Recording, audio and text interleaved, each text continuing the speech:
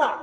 নবীজি বলছেন আপনার স্ত্রী আজকে বাজার করতে যাচ্ছে, আপনার বেটি আজকে স্কুলে পড়তে যায়, উলঙ্গ অবস্থাতে যায়, তার গায়ের প্রতিটা অঙ্গ প্রত্যঙ্গ মানুষ দেখতে পায়, বুঝতে পারে কোনখানে কোন জিনিস আছে, দেখতে পায় এটা কে দিয়েছে, আপনি কি আপনিও দায় হচ্ছেন আপনি নিজে। নবীজি পরিষ্কার ভাষাতে বলছেন সালাসাতুন লা ইয়াদখুলুল জান্নাতা আবাদান আদ-দাইয়ুস। বিশ্বনবী বলছেন এই পৃথিবীর বুকে তিন কোয়ালিটির মানুষ আছে, এই তিনটা ক্যাটাগরির মধ্যে যদি কোনো মানুষ পড়ে যায় তাহলে ওই মানুষটার জন্য চিরকালের জন্য জান্নাত হারাম হয়ে যাবে, চিরকালের জন্য জান্নাত হারাম হয়ে যাবে। ওর মধ্যে বিশ্বনবী প্রথমে বলে দিলেন আদ-দাইয়ুস, আদ-দাইয়ুস, আদ-দাইয়ুস। দাইয়ুস কাকে বলে? দাইয়ুস কাকে বলে রে বাপজান? আল্লাহ পাকের নাই বলছেন দাইয়ুস ওই মানুষটাকে বলা হয় যেই মানুষটার স্ত্রী বাড়ির ভিতরে স্বামী থাকা সত্ত্বেও স্বামীর স্ত্রী বাইরে গলিতে বসে বসে মাথা দেখাতে পারে, ওই মেয়েটাকে মানুষটাকে দাইয়ুস বলা হয়। যেই মানুষটার বাপ বড় ভাই বাড়িতে বর্তমানে আছে আর নিজের মেয়ে নিজের বোন বাড়ি থেকে স্কুলে যাচ্ছে, এমন অবস্থায় যাচ্ছে যে 14 বছরকার একটা বেটি ছেলে সুলতাননগর হাই স্কুলে পড়তে যায়। যখন যায় তখন মাথাতে যে ওড়নাটা দিবে, মাথাতে ওড়নাটা নাই, বরং ঘাড়ে ওড়নাটা আছে, মাথার চুলগুলো দেখা যায়। বাপে নিজের চোখে দেখে বেটি আমার স্কুলে চড়ে যাচ্ছে, স্কুলে যাচ্ছে। বড় ভাই দেখে যে বোন আমার স্কুলে যাচ্ছে উলঙ্গ অবস্থাতে, অথচ বাপ এই কথাটা বললো না, বেটি রে তোর বয়স হচ্ছে এখন 14, তোর বয়স হচ্ছে এখন 15, তোর বিয়ে দেওয়ার বয়স হয়ে গেছে, অতএব বেটি রে তুই মাথায় কাপড়টা ভালো করে দিয়ে যা, তোর মাথায় আর তোর গাটাকে ভালো করে ঢেকে যা, তুই যখন পায়জামাটা যে পরবি ওই পায়জামাটা যেন ঢিল হয়। এই কথাটা বলতে পারলেন না। পুরো ভাই বর্তমানে নিজের বোনকে দেখছে যে স্কুলে যাচ্ছে, এরকম অবস্থাতে যাচ্ছে, অথচ বড় ভাই বলতে পারলো না বোন রে তোর বয়স এখন 15, তোর বয়স এখন 16, তোর ভিতরে এখন যৌবনকাল, ভরপুর যৌবনকাল আছে, তুই যেই দিকে যাবি বেটা ছেলে তোর দিকে তাকাবে, তুই যেই দিকে যাবি তোর দিকে 5টা বেটা ছেলে তাকাবে। অতএব বোন রে যখন তুই স্কুলে যাবি তখন তুই মাথায় ভালো করে কাপড় খানটা দিয়ে যা, তুই বুকটাতে ভালো করে কাপড় খানটা দিয়ে যা। এই কথাটা আপনি বলতে পারলেন না। নবীজি পরিষ্কার ভাষাতে বলছেন যদি কোনো মানুষ কোনো গার্জেন দেখার পরেও নিজের বাড়ির পরিবারকে বেহায়া বেলজ্জাপনা দেখে, নিজের চোখের সামনে দেখে, অথচ মিথ্যা কথাটা বলে না, টু করে চালা করে না, বারণ করে না, এরকম যদি কোনো গার্জেন থাকে বিশ্বনবী বলছেন এরকম ধরনের মানুষের জন্য আল্লাহর জান্নাত হারাম, আল্লাহর জান্নাত হারাম, আল্লাহর জান্নাত হারাম। এবার শরণপুরে যদি 50টা ঘর থাকে বা 70টা ঘর থাকে, টিটিয়ারাহিতে যদি আপনার 150 ঘর থাকে, বাড়ি থাকে, আর 150টা বাড়িতে যদি আপনি একটু দেখেন যে কোনটা বাড়িতে এই জিনিসটা পাওয়া যায় না, পাওয়া যাচ্ছে ভাই? কেউ আমরা এখান থেকে বেঁচে আছি? কেউ বেঁচে নাই। তাহলে আমার স্ত্রী যদি জাহান্নামে যাবে তো যাবেই, কিন্তু ওর সাথে সাথে আমাকেও গলা ধরে টেনে নিয়ে যাবে। কোথায়? সাথে জাহান্নামে নিয়ে যাবে। ওই জন্য বাপজান আপনাকে হাত জোড় করে বলছি, যদি আপনি স্ত্রীকে আপনি এরকম বেহায়াপনাতে দেখেন তাহলে অবশ্যই তাকে বারণ করবেন, তাকে বারণ করবেন। নবীজি কত বড় কথা বলেছেন দেখেছেন? নবীজি বলছেন, আমি এখনই বললাম যে আতর সুগন্ধি ব্যবহার করাটা এটা হচ্ছে রাসূলের সুন্নত। হযরতে আদম থেকে শেষ নবী পর্যন্ত প্রত্যেকটা নবীর আতর সুগন্ধি ব্যবহার করা এটা হচ্ছে সুন্নত। কিন্তু একটা মেয়ে বেটি ছেলের জন্য নবীজি পরিষ্কার ভাষাতে বলছেন আইয়ু ইমরাআতিন ইস্তা'তারাত ফামাররাত আলা কওমিন ফাহিয়া জানিয়াতুন। একজন মেয়ে, একটা বেটি ছেলে, একটা 12 বছরকার 14 বছরকার বেটি ছেলে, কিংবা একটা 2টা ছেলের মা আর 3টা ছেলের মা, মেয়ে মানুষ যদি সাজসজ্জা যদি করে, যদি খুব যদি সুন্দরভাবে সাজে আর তার সুগন্ধি, কোন জিনিস এমন কিছু ব্যবহার করেছে যার গতর দিয়ে সুগন্ধি বের হচ্ছে। ধরলেন আপনার এই মোড়খানে 5টা বেটা ছেলে খাড়িয়ে আছে, আর ওই মেয়েটা যখন ওখান দিয়ে যাচ্ছে তখন একটা বেটা ছেলে এইভাবে ঘুরে তাকাচ্ছে, কে গেল হে, কার বেটি গেল হে, এটা কার বেটি, এটা স্মরণ করে না টিটিয়া রাখেন না কোন টেকার, এটা মেয়ে হে, এটা কার বেটি হে, এই কথাটা বলে। মেয়েটা কত সুন্দর হে, মেয়েটা কি মেখা আছে হে, এত কোন একবার ওয়াতর থেকে এত কেনা মানে সুগন্ধি বের হচ্ছে, এত কেনা সেন্ট আসছে। শুধুমাত্র নবীজি বলছেন একটা বেটা ছেলে শুধুমাত্র যদি জৈন চাহিদার দৃষ্টিতে বেটি ছেলেটার দিকে যদি তাকিয়ে যায়, নবীজি পরিষ্কার ভাষাতে বলছেন ফাইয়া জানিয়াতুন ফাইয়া জানিয়াতুন ফাইয়া জানিয়াতুন, সেই মেয়েটা হচ্ছে কি জানিয়া, সেই মেয়েটা হচ্ছে ব্যভিচারিণী, সেই মেয়েটা হচ্ছে ব্যভিচারিণী। আর আমার আপনার বোন যখন বের হচ্ছে তখন মুখে তো 72 রকমের খালি পাউডার ব্যবহার হয়, আর কত সাজসজ্জ। আমার স্ত্রী আপনার স্ত্রী যখন বিয়ে বাড়ি যায় তখন কত না সাজে। এই সাজ যদি দেখে একটা পরপটি ছেলে পর পুরুষ যদি, মা আমার আপনাকে বলছি, একটা পর পুরুষ যদি খালি এই কথাটা বলে দেয়, শুনে নেদিকে শুনে নেদিকে শুনে কিছু ব্যবসা টবসা করা নেই, কিছু দেখাচ্ছি। ওরে বাবা রে, দেখো তো ভাই, এটা হবে না তো আইজুরুল ভাই, এটা করে দেবে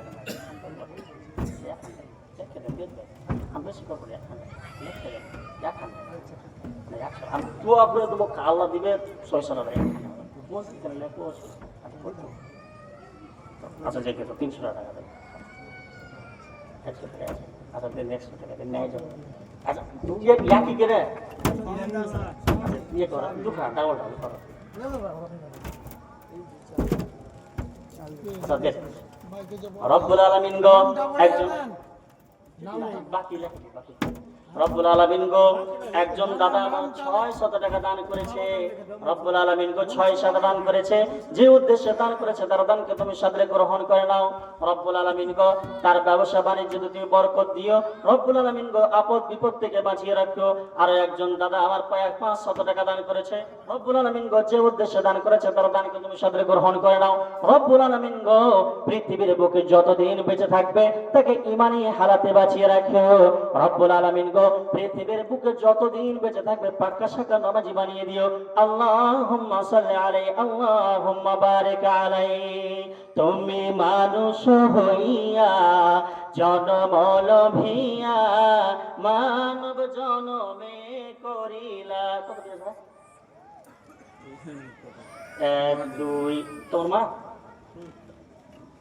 1000 12 13 14 15 16 17 18 19 2000 আসা লাগছে। রব্বুল আলামিন গো এই দাদার মা 2000 টাকা দান পাঠিয়েছে। রব্বুল আলামিন গো আমার মা পৃথিবীর বুকে যতদিন পর্যন্ত বেঁচে থাকবে তাকে তুমি ঈমানি হালাতে বাঁচিয়ে রাখিও। রব্বুল আলামিন গো পৃথিবীর বুকে যতদিন বেঁচে থাকবে তাকে তুমি বালা মুসিবত থেকে বাঁচিয়ে রাখিও। রব্বুল আলামিন গো পৃথিবীর বুকে যতদিন বেঁচে থাকবে তাকে তুমি ঈমানি হালাতে বাঁচিয়ে রাখিও, বালা মুসিবত থেকে তুমি বাঁচিয়ে রাখিও। আল্লাহুম্মা সাল্লি আলাইহি আল্লাহুম্মা বারিক আলাইহি। তুমি মানুষ হইয়া জনম লভিয়া মানব জনমে করিলা কি। তুমি মানুষ হইয়া জনম লভিয়া মানব জনমে করিলা কি। তোমার বাল্যকাল গেল হাসিতে খেলিতে, যৌবন কাল গেল রঙে। তোমার বাল্যকাল গেল হাসিতে খেলিতে, যৌবন কাল গেল রঙে। তুমি মানুষ হইয়া জনম লভিয়া মানব জনমে করিলা কি।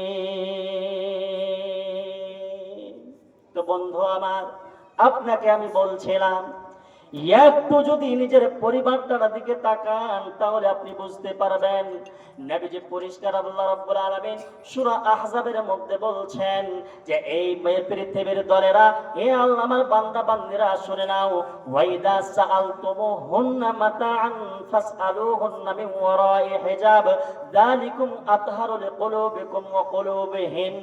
রব্বুল আলামিন বলছেন, যদি কোনো মেয়ের কাছে যদি তোমাকে কোনো জিনিস যদি চাইতে হয় তাহলে তুমি কি করবে? তুমি পর্দার আড়াল থেকে তুমি চাইবে, তুমি সামনাসামনি চাইবে না। কারণ এটা যদি হয় যালিকা আজকা যালিকা আযকা যালিকুম আতহারু লিকুলুবিকুম ওয়া কুলুবিহিন, যদি এই কাজটা করতে পারো তাহলে ওই মেয়েটারও দিল পরিষ্কার থাকবে, আর যে চাইবে ওরও অন্তরখানা পরিষ্কার থাকবে। কেন এই কথাটা বললেন? বিশ্ব নবীকে হযরতে ওমর রাদিয়াল্লাহু তাআলা একদিন বলছেন, বিশ্ব নবী গো, আপনার কাছে বিভিন্ন রকমের লোক আসে, আপনার কাছে ভালো লোক আসে, আপনার কাছে নেককার লোক আসে, আপনার কাছে পরেশগার লোক আসে, আপনার কাছে লুচ্চাও আসে, লাফাঙ্গাও আসে, বেঈমানও আসে, বাটপারও আসে, বিভিন্ন রকমের লোক আসে বিশ্ব নবী। আর এই লোকগুলো আপনার মেয়েদেরকে দেখবে, আপনার স্ত্রীদেরকে দেখবে। অতএব আপনি আপনার স্ত্রীদেরকে পর্দার আড়ালে থাকতে বলেন, আর যখন যদি কোনো জিনিস ওদের কাছে চাইতে হয় তাহলে যেন পর্দার আড়াল থেকে যেন চায়। হযরতে ওমর রাদিয়াল্লাহু তাআলা আনহুর এই কথাটা বলার পরে আল্লাহ রাব্বুল আলামিন বিশ্ব নবীর উপরে আয়াত নাযিল করে দিলেন। এই আয়াতটা, ওয়া ইযা সাআলতুমুহুন্না মাতাআন ফাসআলুহুন্না মিন ওয়ারাই হিজাব যালিকুম আতহারু লিকুলুবিকুম ওয়া কুলুবিহিন। আল্লাহ রাব্বুল আলামিন বলছেন, যদি কোনো মেয়ের কাছে তোমাদেরকে কোনো জিনিস চাইতেই যদি হয় তাহলে কি করবে? তোমরা পর্দার আড়াল থেকে চাইবে, সামনাসামনি তোমরা চাইবে না। কারণ যদি এইভাবে তোমাদের এই রুলসটাকে যদি তোমরা মানতে পারো, এই কানুনটাকে তোমরা যদি মানতে পারো, তাহলে ওই মেয়েটার অন্তরটাও পরিষ্কার থাকবে, আর ওই বেটা ছেলের অন্তরটাও পরিষ্কার থেকে যাবে। আজ দেখছেন অমুক গ্রামের দুটা ছেলের মা পালিয়ে গেছে, অমুক গ্রামের চারটে ছেলের মা পালিয়ে গেল। কেন জি ভাই, কেন পালাইলে? ফেরিওয়ালার সাথে পালিয়ে গেল। কাপড় বেচতে আসছিল, কাপড় 2-4 বছর কাপড় বেচতে আস্তে আস্তে দেখছে আর একদিন নাই। কার সাথে পালাচ্ছে? না তো অমুক গ্রামের কাপড়ওয়ালা বেচতে আসতো না, ওর সাথে পালিয়ে গেছে। কেন এটা বুঝতে পারেন না? কেন পালাইছে? আল্লাহ আগেই বলে দিয়েছে তোমরা যেন এই সুযোগটা না পাও ওই জন্য। কারণ যে এই জায়গাতে ধরে গ্রামে যদি 50টা মানুষ থাকে, আমার গ্রামে যদি 500 লোক থাকে, ওর মধ্যে পাক্কা শাক্কা নামাজিও আছে, মুমিনও আছে, ঘুষখোরও আছে, সুদখোরও আছে, বাটপারও আছে, আর লুচ্চা লাফাঙ্গাও আছে, নাই ভাইজান? তা আল্লাহর নবী, ওই আল্লাহ রাব্বুল আলামিন ওই লুচ্চা লাফাঙ্গা গালা থেকে বাঁচানোর জন্য, যাতে করে আপনার স্ত্রীটা, আপনার বোনটা ওই লুচ্চার হাত থেকে নিজেকে বাঁচাতে পারে, এই জন্য আল্লাহ রাব্বুল আলামিন বিধান দিলেন কি, যদি তোমাদেরকে কিছু যদি চাইতে হয় তাহলে তোমরা পর্দার আড়াল থেকে চাইবে, তোমরা সামনাসামনি তোমরা চাওয়ার সুযোগ তোমরা চেষ্টা করবে না। দ্বিতীয় নম্বরে আরো একটা কইছে আল্লাহ রাব্বুল আলামিন সূরা আহজাবের মধ্যে, আরো একটা কথা কইছে। কারকে? আর মারাকে বলছেন। কি বলছেন? যে যখন তোমরা তোমার স্বামী বাদ দিয়া অন্য কোনো মানুষের সাথে যখন কথা কইবা, অন্য কোনো বেটা ছেলের সাথে যখন কথা কইবে, ওই সময়তে তোমার মুখ দিয়া যেন আস্তে আস্তে খুব মিঠা আনন্দ সুরে যেন কথা না বের হয়। আল্লাহর পাক বলছেন, ফালা তাখযা'না বিল কওলি ফায়াতমা'a আল্লাযী ফী কলবিহি মারাদুন ওয়া কুলনা কওলাম মা'রুফা। আল্লাহ রাব্বুল আলামিন বলছেন, ও আমার বান্দীরা শোনো, তোমাদের নিজের স্ত্রী ছাড়া, যেই তোমার স্বামী ছাড়া, তোমার স্বামী যখন বাড়ি আসবে তোমার স্বামীর সাথে এমন ভাবে কথা বলবে, যখন তোমার মুখ দিয়ে কথা বের হবে তখন যেন তোমার মুখ দিয়ে যেন ফুল ঝরে, তোমার মুখ দিয়ে যেন মিষ্টি মিষ্টি করে কথাগুলো যেন বের হয়। তুমি যখন তোমার স্বামীর সাথে কথা বলবে একটু মুচকি হাসি দিয়ে কথা বলবে, কারণ মাঠ থেকে যখন তোমার স্বামী আসে ওই সময়তে তোমার স্বামী অনেক ক্লান্ত অবস্থায় থাকে। কোন মানুষের সাথে কেমন কথা হয়েছে, কথা বলার সময় হয়তো কাউরির সাথে ঝগড়া হয়েছে, মন টুটাটুটি হয়েছে, ওতে মা যখন তুমি তোমার স্বামীর সাথে যখন তুমি কথা বলবে এমন মধুর টানে তুমি কথা বলবে, তোমার কথাগুলো শুনে যেন তোমার স্বামী যেন সন্তুষ্ট হয়ে যায়। তুমি এমন ভাবে তেরা চোখে তাকাবে, মুচকি হাসি দিয়ে কথা বলবে, তোমার মুচকি হাসিটা দিয়ে তোমার স্বামীর যেন অন্তরখানা ভরে যায়। অতএব রব্বুল আলামিন বলছেন, কিন্তু নিজের স্বামী বাদ দিয়ে পৃথিবীর যেই কোনো বেটা ছেলের সাথে যখন তুমি কথা বলতে যাবে, সেটা ফেরিওয়ালা হোক, তোমার ওটা মামাতো ভাই হোক আর খালাতো ভাই হোক, যেই হোক না কেন, যখন কথা বলতে যাবে ফালা তাখযানা বিল কওলি ফাআতমাআল্লাযী ফী কলবিহি মারাদুন, যখন ওদের সাথে যখন কথা বলবে, পরপুরুষের সাথে যখন কথা বলবে, তখন তোমার কথার মধ্যে যেন কড়কড়া থাকে, তোমার কথার মধ্যে যেন তোমার কথা যখন শুনবে তার জন্য অন্তরে লাগে যে এই বাড়ি ছেলেটা বদমাশ আছে, কড়া আছে, এর কাছে পাত্তা পাওয়া যাবে না। তোমার কথার ভিতরে যেন নরবি পান যেন না আসে, যেন খুব মিঠা সুরে তুমি কথা বলবে না। কারণ তুমি যদি পরপুরুষের সাথে, তোমার দেওয়ারের সাথে, তোমার মামাতো ভাইয়ের সাথে, তোমার খালাতো ভাইয়ের সাথে, তোমার গ্রামের একটা ফেরিওয়ালার সাথে, কোনো একটা জায়গার ফেরিওয়ালার সাথে যদি তুমি এই মিষ্টি ভাষাতে কথা বলো, আর ওই ছেলেটা যদি বাটপাড়া হয়, লুচ্চা হয়, লাফাঙ্গা যদি হয়, তাহলে তোমার পিছে ওই ছেলেটা পড়ে যাবে। আজকে তোমাকে কোনো আড়াল থেকে দেখবে, আর একদিন তোমাকে সামনাসামনি থেকে দেখবে, আর একদিন তোমার সাথে কথা বলার চেষ্টা করবে, আর একদিন দুটো মধুর সুরে কথা বলবে। এই করে কথা বলতে বলতে বলতে বলতে 6 মাসের মাথাতে তোমাকে ফাঁকি দিয়ে নিয়ে পালিয়ে যাবে। এই জন্য আল্লাহ রাব্বুল আলামিন আগেই বলে দিলেন, তোমার স্বামী ছাড়া অন্য কোনো বেটা ছেলের সাথে মিষ্টি ভাষাতে কথা বলবে না। লিল্লাহি তাকবীর। আপনি জি ভাই, আপনি জি এখানে ভাই নাকি? জি। রব্বুল আলামিন গো, এই বাপজি আমার 1000 টাকা দান করেছে। রব্বুল আলামিন গো, যে উদ্দেশ্যে দান করেছে তারা দানকে তুমি সাদরে গ্রহণ করে নাও। রব্বুল আলামিন গো, বাবাজি আমার পৃথিবীর বুকে যতদিন বেঁচে থাকবে তাকে তুমি ঈমানি হালাতে বাঁচিয়ে রাখিও। রব্বুল আলামিন গো, পৃথিবীর বুকে বাবাজি আমার যতদিন বেঁচে থাকবে পাক্কা শাকা নামাজি বানিয়ে দিও। আল্লাহুম্মা সাল্লি আলাইহি, আল্লাহুম্মা বারিক আলাইহি। তো বলছিলাম কি, যে আল্লাহ রাব্বুল আলামিন, যে আমি বলছিলাম যে হায়া, এই জিনিসটা না থাকার কারণে আজকে জিনা, ব্যভিচার, অহরহ ঘটছে। এর মেয়েকে উলিয়ে পালিয়ে গেল, ওর বেটিকে উলিয়ে পালিয়ে গেল, ওর মেয়েকে ওই লিয়ে ওই গায়ে ছড়ালিয়ে পালিয়ে গেল। এইগুলো এই জন্যই হচ্ছে ভাইজান, যে আমাদের মধ্যে হায়া, শরম, লজ্জা, শরম জিনিসটা উঠে গেছে নাই, যার কারণে এই জিনিসটা হচ্ছে। আমাদের নবী, আমাদের শ্রেষ্ঠ নবীর নাম কি? নবী হযরত মুহাম্মদ মুস্তাফা সাল্লাল্লাহু আলাইহি ওয়াসাল্লামের ব্যাপারে হযরত আবু সাঈদ খুদরী রাদিয়াল্লাহু তাআলা তিনি বলছেন, কি বলছেন, যে বিশ্বনবী কত লজ্জাশীল ছিল, কত হায়া ছিল বিশ্বনবীর ভেতরে।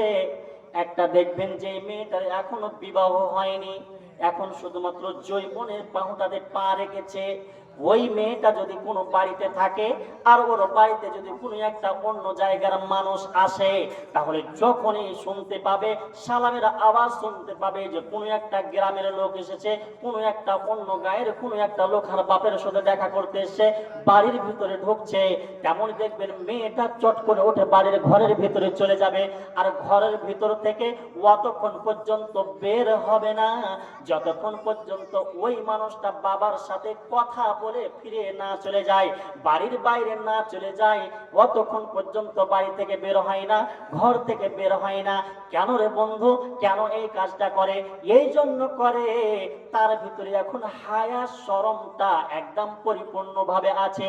লজ্জার কারণে অন্য মানুষের সামনে আসতে পারে না, লজ্জার কারণে ভাইকে দেখে মাথায় কাপড় দেয়, লজ্জার কারণে বাপকে দেখে সুন্দর করে মাথায় কাপড় দেয়।